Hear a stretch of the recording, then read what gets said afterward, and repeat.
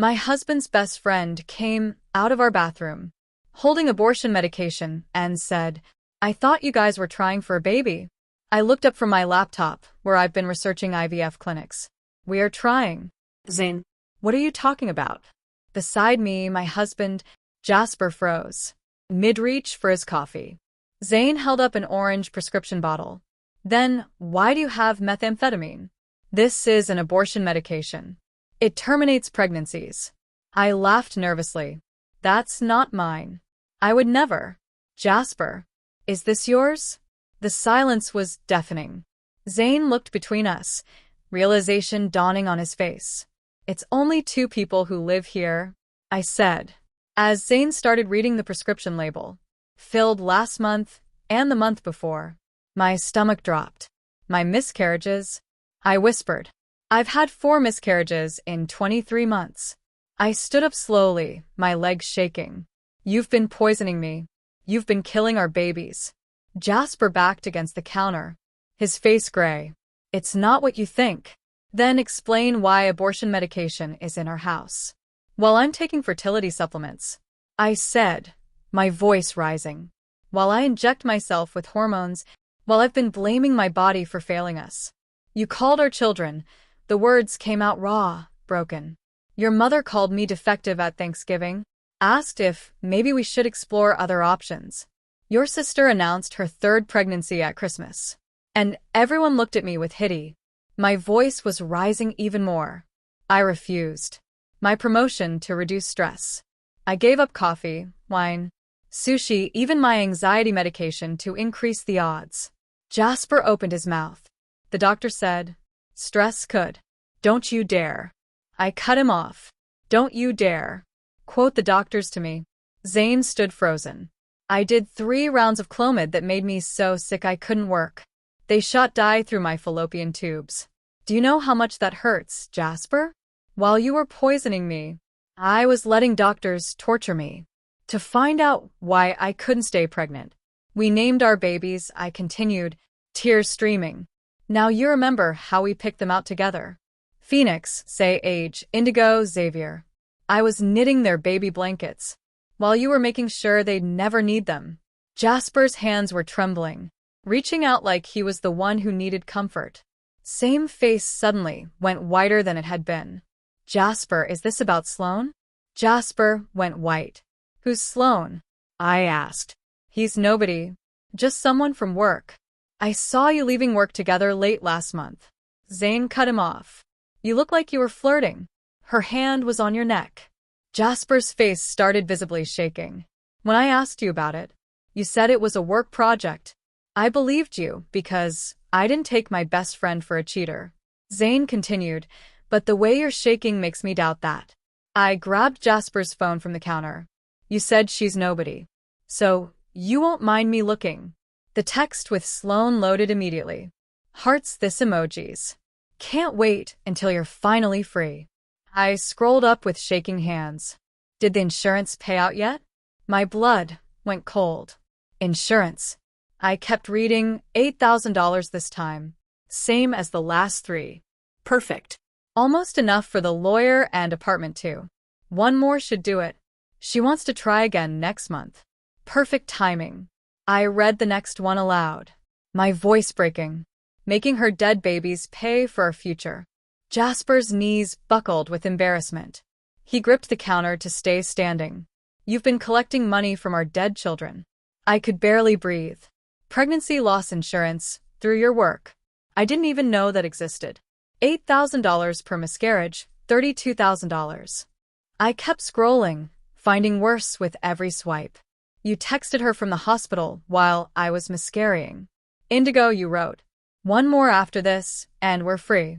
"You held my hand through contractions while planning the next murder." "I never meant for it to hurt you." Like Jasper started. "You didn't mean to hurt me." I screamed to the pregnancy tests. I snapped, everything clicking. "You always brought them home. Insisted on watching me take them. You knew exactly when I was pregnant, so you could start poisoning me. You controlled the timeline of when each baby would die, so it would never look suspicious." Threw his phone at him. "You let me believe I was broken. Let your mother suggest you deserved a real woman who could give you children. You even agreed with her, then said you'd love me anyway. Like you were doing me a favor. Zane already had his phone out. I'm calling police. Jasper reached for me. Please let me explain. Explain what? How you killed our babies for money. How you poisoned me to afford your girlfriend. I backed away from him. I used our savings for fertility treatments, while you were collecting death benefits. I looked at this man I'd loved for 7 years. Every night, I prayed for a baby. Every morning, I gave myself injections that made me gain 30 pounds. Your response? You said I was less attractive. Remember, while you were poisoning me to be with Sloan. Jasper's mouth moved, but no words came out. Like, even he couldn't find a lie big enough for this. Ein was on the phone with police, giving our address. Phoenix would have been 2 now. I said quietly. Sage would be walking. Indigo would be 3 months old. But to you, they were just transactions. $8,000 each. Sirens in the distance. Jasper stood there unable to speak. I wanted to be a mother, I whispered. And you knew that. You watched me destroy myself trying. The sirens got louder. They're coming for you, I said, and I hope Sloan was worth it. I saw Jasper's eyes dart around. And before I knew it, he was making a run for it out back. Zane just held me while I cried. The front door exploded open, and 3 officers rushed in with their hands on their weapons. Zane's arms dropped from around me, and I pointed toward the back door, still swinging on its hinges. 2 officers sprinted through the kitchen and out into the yard, while the 3rd one stayed with us. My whole body was shaking so hard I could barely stand. The officer kept asking what happened, but the words wouldn't come out right. I just kept pointing at the prescription bottle on the counter and sobbing. Zane picked up Jasper's phone from where it had landed on the floor and handed it to the officer. The screen was still showing those awful texts about making dead babies pay for their future. The officer's face went from confused to horrified as he scrolled through the messages. He pulled out his radio and called for evidence bags and a crime scene team. More sirens were getting closer, and soon paramedics came through the door with their equipment bags. He took one look at me, shaking and crying, and immediately started checking my vitals. My blood pressure was 180/110, and my pulse was racing at 140. The paramedic said I needed to go to the emergency room right away. She explained that being poisoned repeatedly for almost 2 years could have caused serious damage. We couldn't see. Zane said he would drive me and help me and up. My legs felt like jelly, and I had to lean on him to walk. The officer said detectives would meet us at the hospital to take my statement. Outside, there were 4 police cars now with lights flashing. Neighbors were standing on their porches watching. I saw Mrs. Henderson from next door with her hand over her mouth. Zane helped me into his car, and we drove to the hospital in silence. For my occasional sobs. At the emergency room, they took me straight back. When Zane explained about the poisoning, the triaged nurse's eyes went wide. When she heard about the mifrestone, they put me in a room and a doctor came in within minutes.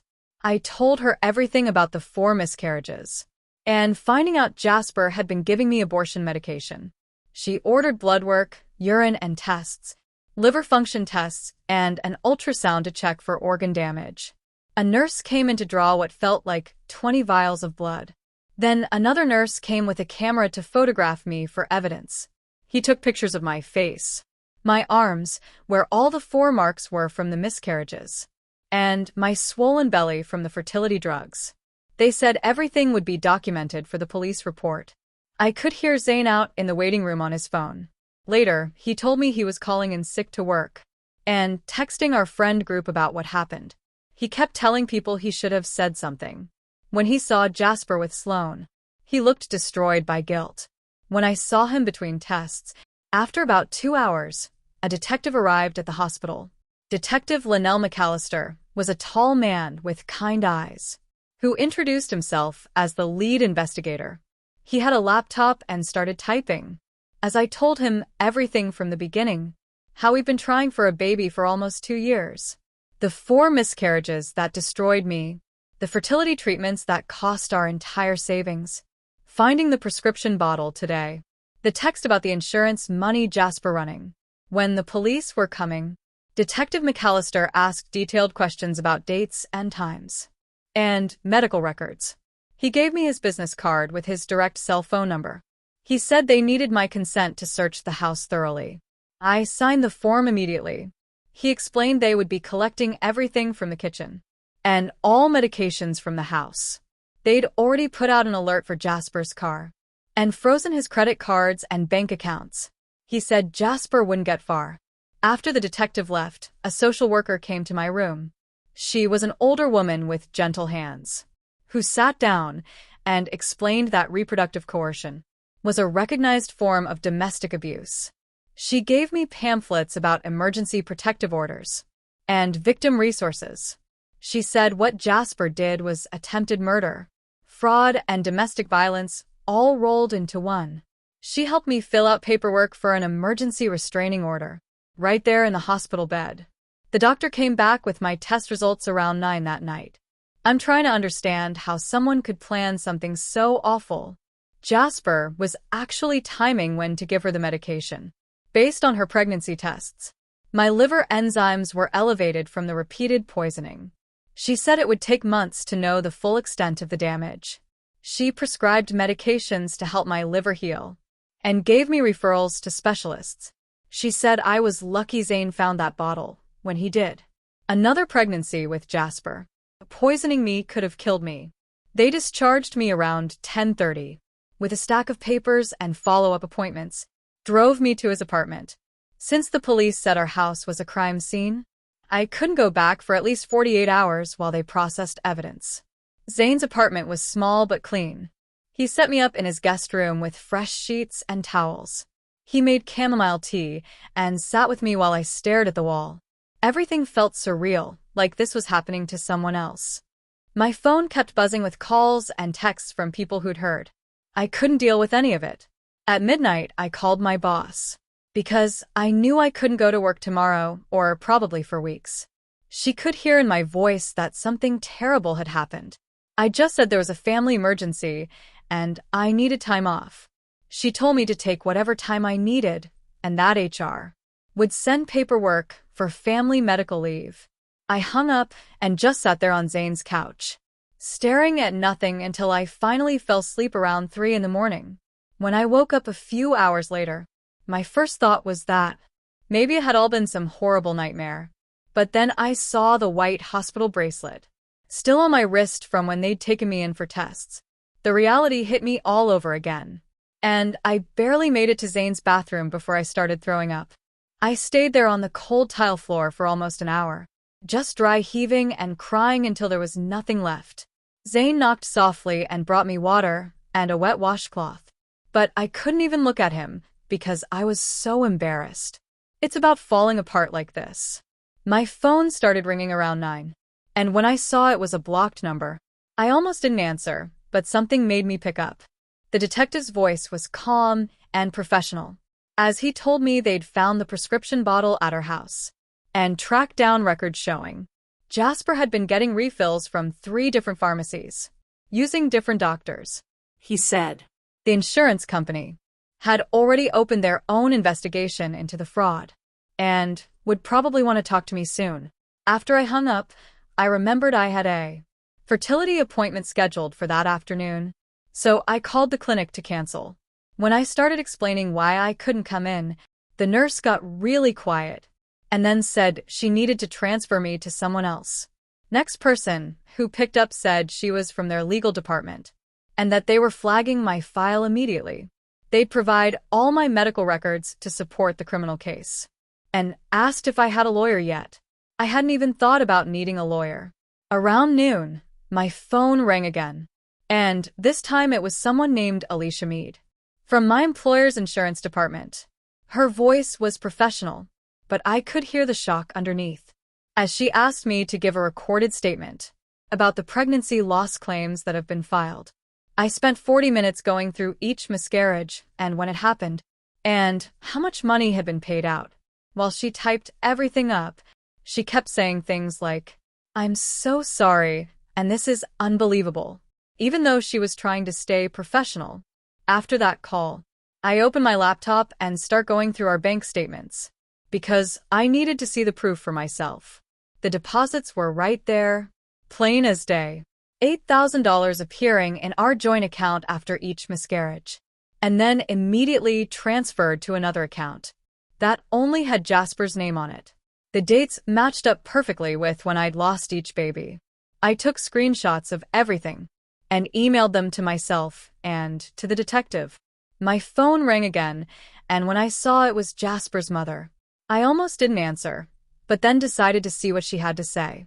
She didn't even wait for me to say hello before she started screaming about how I was ruining her son's life with my lies and hysteria. And how dare I of the police in a private family matter. She said I'd always been unstable, and this proved it.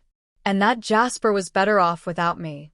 I hung up on her, but not before I'd recorded the whole thing on Zane's phone. I forwarded the recording to the detective and then blocked her number.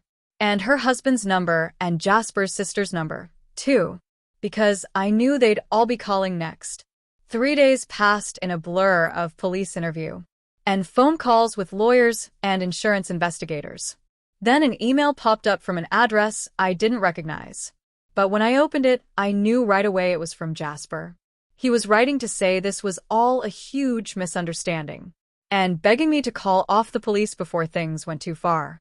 He actually had the nerve to claim the medication was to help manage my miscarriages, not cause them, like I was stupid enough to believe that. He said he'd been trying to spare me more pain by ending the pregnancies early, when he could tell they weren't viable. Reading his lies made me so sick I had to run to the bathroom again.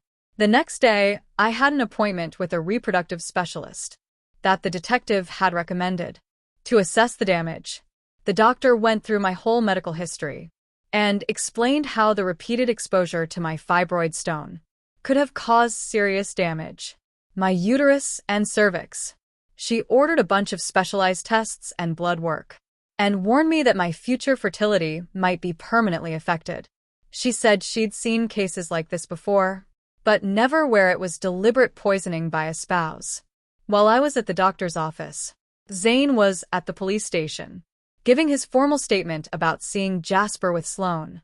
He showed them photos on his phone from when he'd seen them together at a restaurant last month, when Jasper had told me he was at a client dinner. In one photo, you could see Clown's hand on Jasper's neck, and they were clearly sitting way too close to just be co-workers. Zane also told them about how Jasper had lied when he'd asked about it, and said it was just a work project. The detective called me that afternoon with an update that made everything even worse. The forensics team had tested our coffee maker and found my fibrostone residue in the water reservoir and filter. They'd also tested the vitamin supplements Jasper had been giving me for stress, and found the pills had been opened and sealed, with a medication mixed in. The detective said this proved it wasn't isolated incidents, but deliberate poisoning over an extended period of time. 3 days later, I was sitting in a waiting room that smelled like vanilla, candles, and old magazines, my hands wrapped around a paper cup of water that kept shaking. The therapist's door opened, and a woman with gray hair pulled back in a bun called my name. Elise Meredith had an office full of plants and soft chairs that made you sink when you sat down. She listened while I told her everything, starting with the prescription bottle and ending with the coffee maker. When I finished, she leaned forward and said the words I needed to hear. She called it attempted murder, not just betrayal.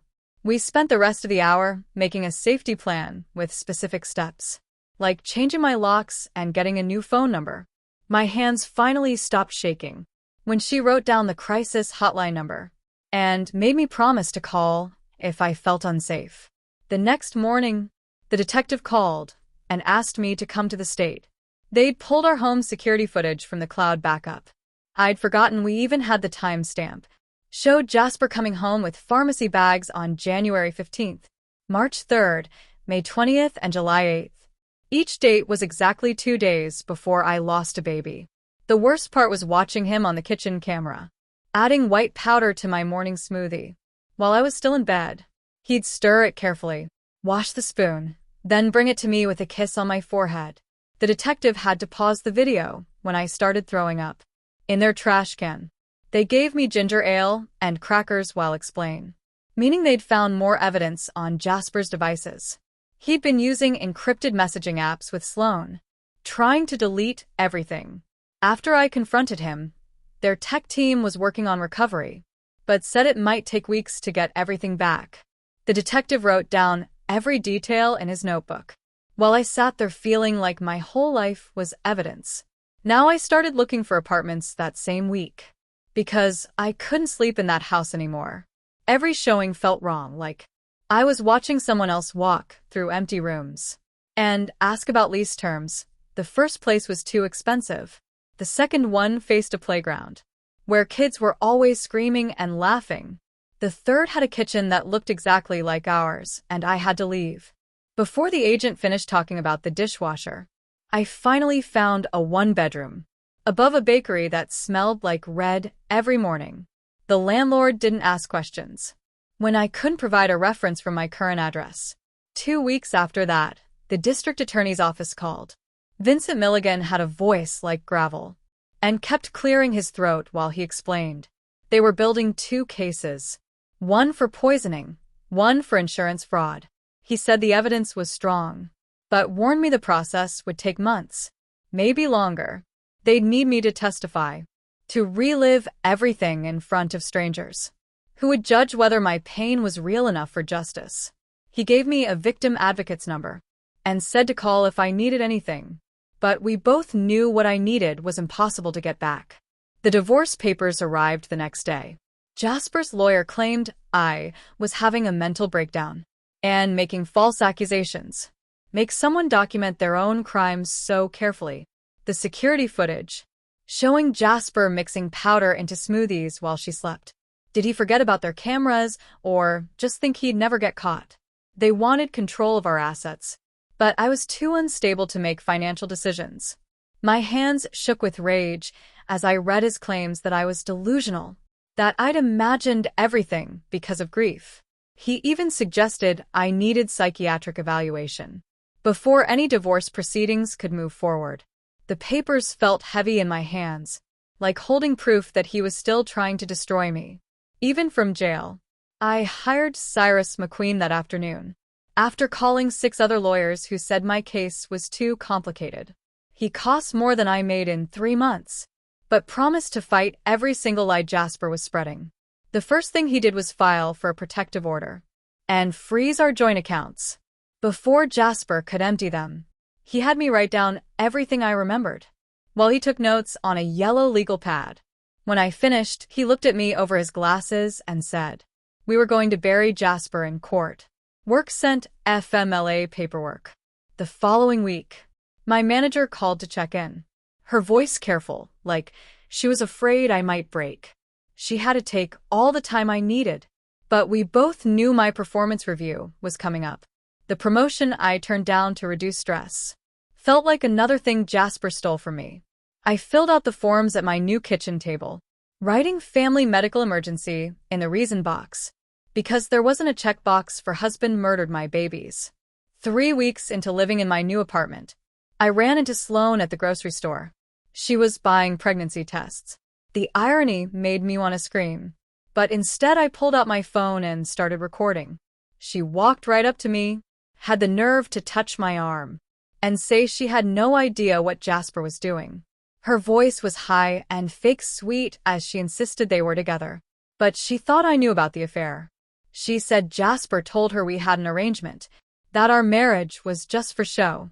She kept talking while I recorded, admitted they'd been together for 8 months, said he promised to leave me after the holidays. When she finally noticed my phone, her face went white and she practically ran to her car. The blood test results came back the next day. The doctor called to explain. They'd found traces of my peppercorn metabolites still in my system, 5 weeks after the last poisoning. She said it proved repeated exposure over time, that my body had been saturated with the drug. The documentation would be crucial for the criminal case, she said, then asked if I needed a referral for counseling. I almost laughed because I was already seeing at least twice a week. And it still wasn't enough to make sense of any of this. 2 weeks passed in a blur of police interviews and medical tests. Before I got the call, the active's voice was flat. When he told me they pulled Jasper over for a broken taillight, 3 states away. He'd been living in his car, hadn't shaved in days, and started crying when they cuffed him. The booking photo they sent me showed someone I barely recognized. His eyes were hollow, and his clothes were wrinkled and stained. I stared at that photo for an hour, waiting to feel something besides empty. Zane kept asking if I was okay, but I couldn't answer because I didn't know. The bail hearing happened 3 days later, in a courtroom that smelled like old coffee and floor cleaner. Jasper's mother sat in the front row, wearing her church dress and shooting daggers at me with her eyes. When the judge set bail at $200,000, she stood up and wrote a check without hesitation. She'd refinance her house. The bailiff told me later.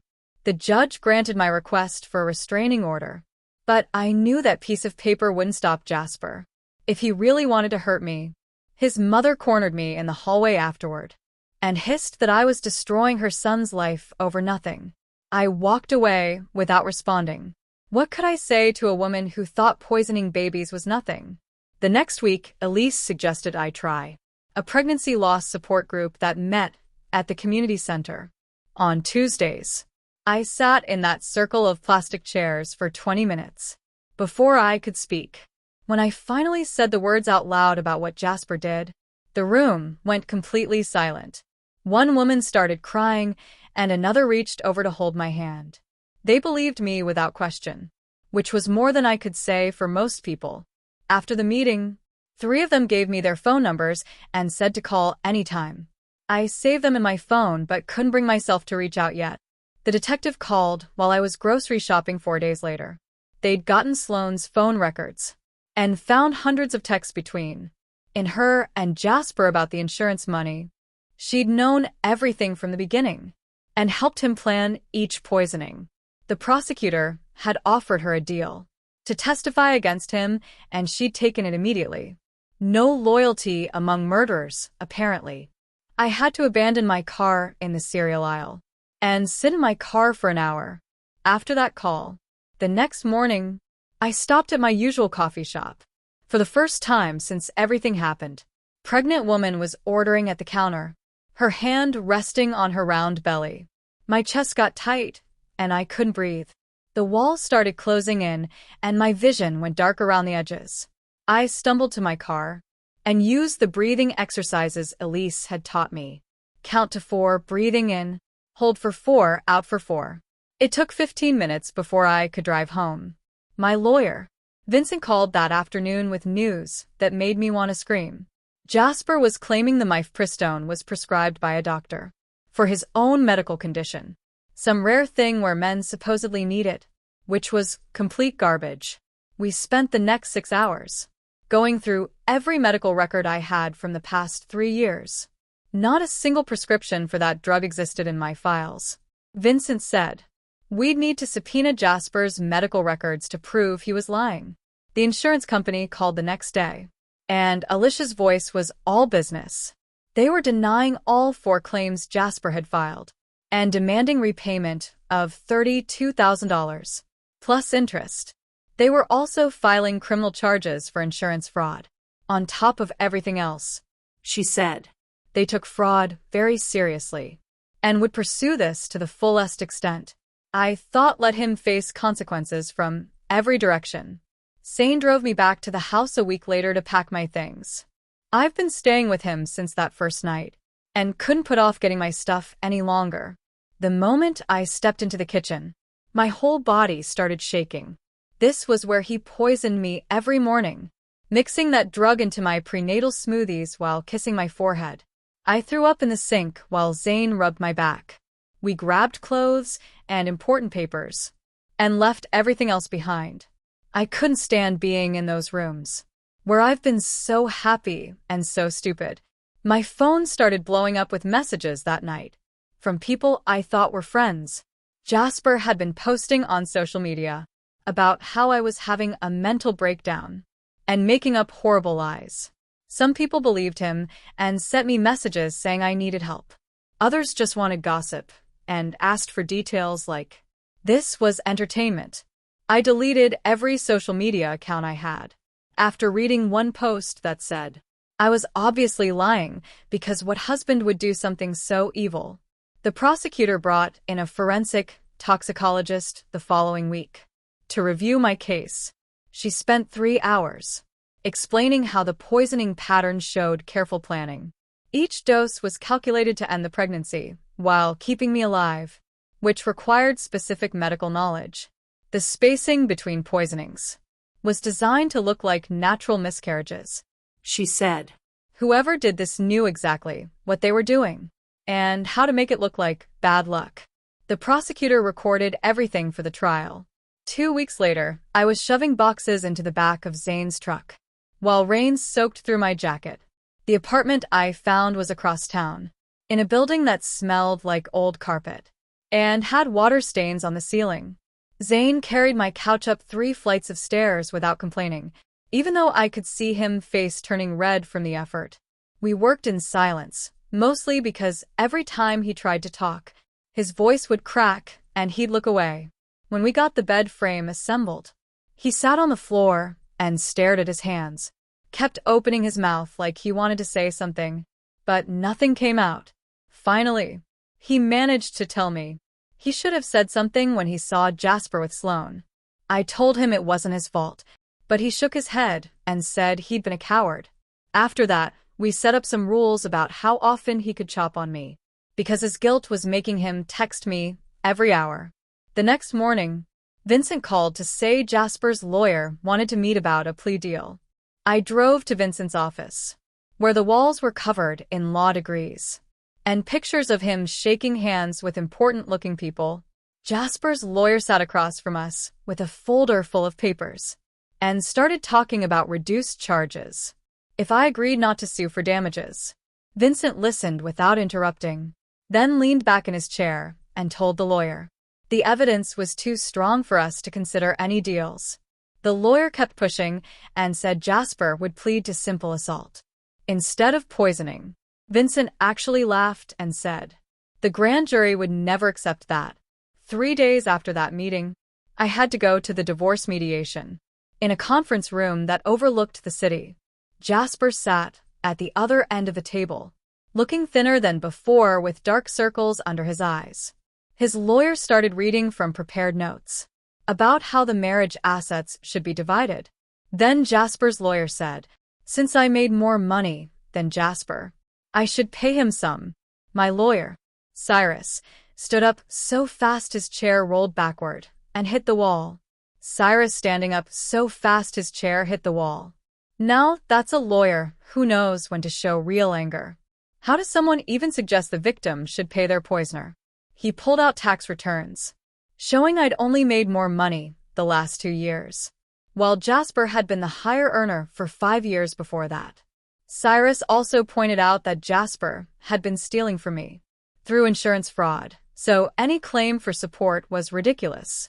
Jasper's lawyer tried to argue, but Cyrus shut him down with case law and precedents until they dropped the support request. The following Monday, I went back to work, but only for half days because I couldn't focus on anything. Kept making mistakes on reports I'd done hundreds of times before. My supervisor found me crying in the bathroom after I sent an email to the wrong client list. She told me to take my time and that everyone understood what I was going through. But I knew my career was basically over because I couldn't concentrate long enough to do the simplest tasks. My hands would shake when I tried to type, and I'd forget what I was doing in the middle of projects. A week later, Vincent called to say Sloane had taken a deal with the prosecution. She gave them everything, including texts, where Jasper called the babies financial opportunities and calculated how much money each one would bring.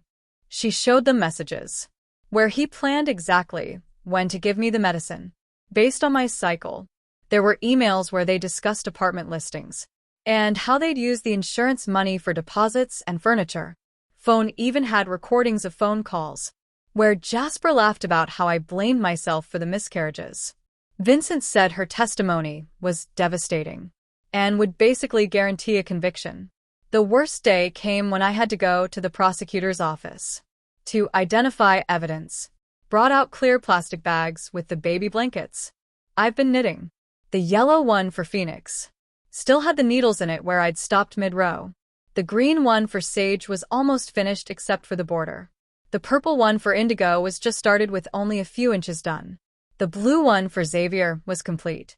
And I remembered wrapping it in tissue paper, thinking maybe this time we'd get to use it. The prosecutor asked me to confirm these were mine, and I could barely speak to say yes.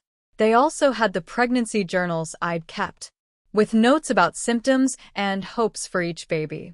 Seeing all of it labeled as evidence with case numbers made me realize those babies were never going to be anything more than evidence in a criminal case. 2 weeks after that, the grand jury met, and Vincent called me that afternoon to say they'd indicted Jasper on all charges. He was facing assault with poison, insurance fraud, and domestic violence, charges that could mean in 20 years in prison. Vincent said it was one of the strongest cases he'd seen because of all the evidence and Sloane's testimony. But he warned me that trials were unpredictable, and Jasper's lawyer would try everything to create doubt. He said we needed to prepare for a long fight, and that Jasper might still try to take a plea deal. As the trial got closer, the next week, I had an appointment with my fertility doctor, who ran a bunch of tests to see what damage the medicine had done. She came back with mixed results, showing some scarring but not complete infertility. She said I might still be able to have children, but recommended waiting at least a year before trying to let my body heal. She also said the emotional trauma needed time to process before I'd be ready to try again. I left her office feeling numb because I didn't know if I'd ever want to try again. After everything that happened, while dealing with all the legal stuff, I started getting mail I didn't recognize. Credit card statements for cards I'd never opened, with balances of thousands of dollars. I called the companies, and they said the cards were in my name, with my social security number. The charges were for jewelry, electronics, and cash advances totaling $30,000.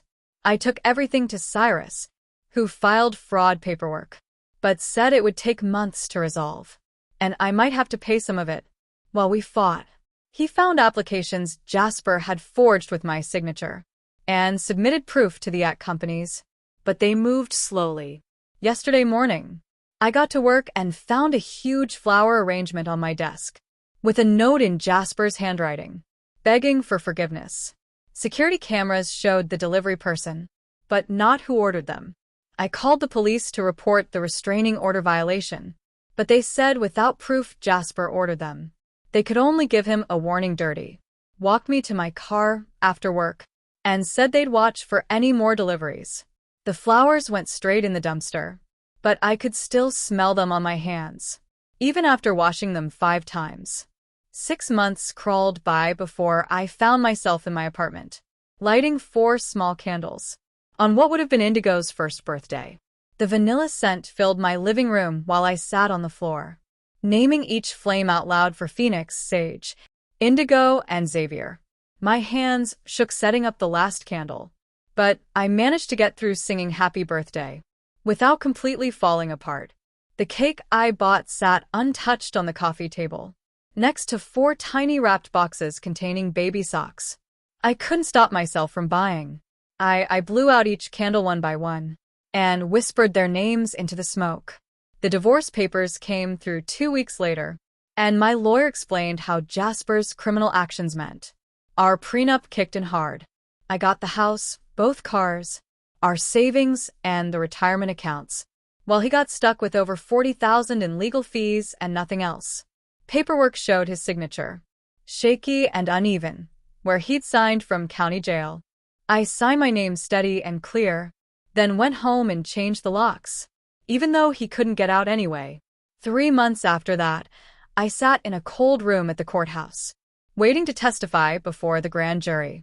They made me describe each miscarriage in detail, while Jasper sat 20 feet away in his orange jumpsuit watching me. His lawyer kept interrupting to ask if I was sure about dates and times, trying to make me look confused, mister. Like I was lying. I pulled out my journal, where I'd written everything down, and read the entries word for word. About the cramping, the bleeding, the emergency room visits, the DNC procedures. When his lawyer asked if maybe the miscarriages were natural, I pointed at the prescription bottle evidence and asked him to explain why. Abortion medication was in my prenatal vitamins. The grand jury indicted on all charges within an hour. Elise met me at her office the next week to help write my victim impact statement for sentencing. She had tissues ready and a recorder, so I could speak instead of write when my hands got too shaky. I named each baby and described the nursery I'd started planning for different times. I talked about the baby clothes I'd hidden in the closet that I still couldn't bring myself to donate. I mentioned the stretch marks on my stomach that proved those pregnancies were real, even though Jasper tried to erase them. I practiced reading it together until I could get through without my voice breaking completely. The plea deal news came through Vincent's office a month later, and I threw my phone across the room when I heard 5 years with possible parole in 3. Vincent explained on speaker that it was actually a good outcome for a poisoning case, where the victims technically never drew breath, according to the law. I screamed that they were real babies to me and hung up on him. The sentencing hearing happened 2 weeks after that. In a packed courtroom, I read my statement, while Jasper's mother wailed dramatically in the gallery, and his sister shot daggers at me with her eyes. The judge nodded along and said he understood my pain, but had to follow the plea agreement the prosecution accepted. Jasper stood up and mumbled something about being sorry, but the judge cut him off and told him to save it. I walked out feeling empty, while his family shouted that I'd ruined his life. My lawyer filed the civil suit for emotional distress and battery the same week, warning me it would take years, and I'd probably never see a penny from someone doing time. I signed the papers anyway, because I wanted it on record forever what he'd done. The insurance company moved faster with their own lawsuit and won $50,000, including penalties, interest that Jasper would owe whenever he got out. Their lawyer called it a slam-dunk case of insurance fraud and said they'd garnish any wages he ever earned. Small comfort when my arms stayed empty every night. 6 months into his sentence, I started volunteering with a domestic silence group, telling my story to rooms full of women who nodded, along with recognition in their eyes. Some of them had bruises, but others had invisible wounds like mine, from partners who found creative ways to control and hurt them. Coordinators said reproductive coercion was more common than people realized, and my story helped others recognize the signs. One woman came up after crying because her husband had been messing with her birth control, and she thought she was going crazy. A full year after that first moment with Zane, holding up the prescription option bottle, I sat in Elise's office for our monthly session. The panic attacks had gone from daily to maybe once a week, usually triggered by baby commercials or pregnancy announcements on social media. I'd gone back to work full-time and even taken the promotion I turned down before, throwing myself into 12-hour days that kept my mind busy. My coworkers had stopped walking on eggshells around me, and I could make it through most days without crying in the bathroom. The grocery store baby aisle still made me leave my cart and run for the parking lot sometimes, but at least said that was normal and might never fully go away. I'd started dating again, just coffee meetings that never went anywhere, because I'd eventually have to explain why. I flinched when I mentioned wanting kids someday. How does someone document their own evil like that? Those texts were Jasper called the babies financial opportunities. I wonder if he typed those words without any feeling at all, just calculating numbers while she was dreaming of holding them. The grief hadn't gotten smaller, but I'd gotten better at carrying it, like a heavy backpack. I'd learned to balance while walking through each day.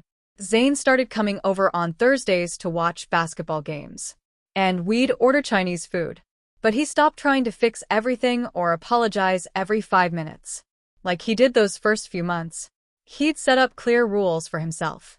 like texting before coming over and not staying past 10, and not bringing up Jasper unless I did first, which helped us find something that felt almost normal again. The prison called one afternoon while I was sorting through medical bills, and the voice on the other end told me Jasper had been attacked by another inmate and was in the infirmary with broken ribs and a fractured jaw. I hung up without asking if he was okay and went back to sorting papers, waiting to feel something, anything. But there was just this empty space where Karen used to live.